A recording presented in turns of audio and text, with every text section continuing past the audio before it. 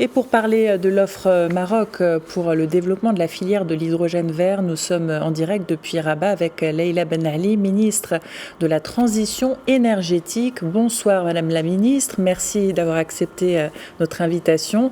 Alors tout d'abord, quelles sont les étapes et les aspects de la mise en œuvre de ce chantier royal ? Oui, bonsoir, merci de me recevoir.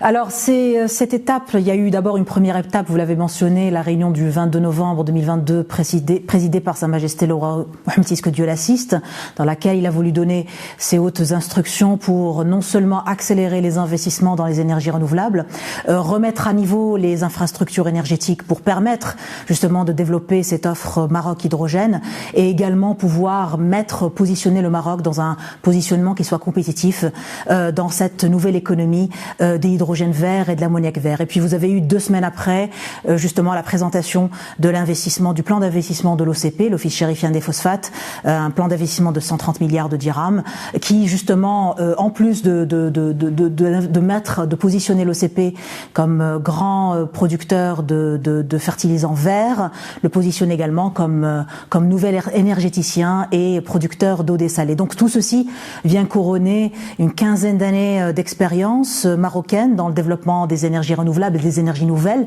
depuis la stratégie de 2009 lancée par Sa Majesté le roi, que Dieu l'assiste, et bien entendu plus de 32 années d'investissement privé et d'attractivité de l'investissement privé dans la chaîne de valeur des énergies nouvelles et de l'énergie en général. Comment ce chantier va contribuer à l'accélération, on peut le dire, de la transition énergétique et garantir la sécurité énergétique du royaume ?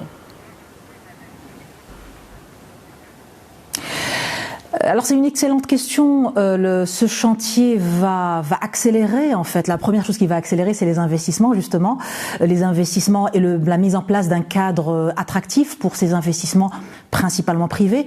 Comme vous le savez, nous avions déjà communiqué sur le fait que le Maroc avait besoin de tripler ses investissements annuels dans les énergies renouvelables et de multiplier par 5 ses investissements dans le réseau pour justement pouvoir, entre maintenant et 2030, pouvoir asseoir sa transition énergétique. Mais également, le plus important également, c'est que ce grand chantier va pouvoir accélérer également la réforme institutionnelle et réglementaire qui avait déjà été entamée, notamment des entreprises publiques stratégiques qui sont impliquées dans ce secteur.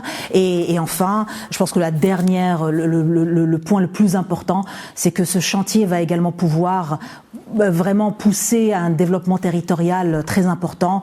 La stratégie bas carbone marocaine, avec l'offre hydrogène qui est un élément charnière de cette stratégie bas carbone, devrait pouvoir créer au moins 400 000 emplois à terme en 2050 et contribuer à plus de 5% du PIB national. Donc c'est vraiment une transformation complète que le Maroc est en train d'opérer et ça vient, comme je l'avais dit plus tôt, couronner plus de 3 décennies de travail dans l'attractivité de l'investissement privé dans ce secteur.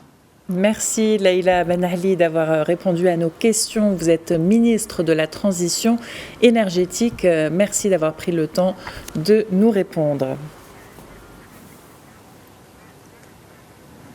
Merci à vous. Bonne soirée.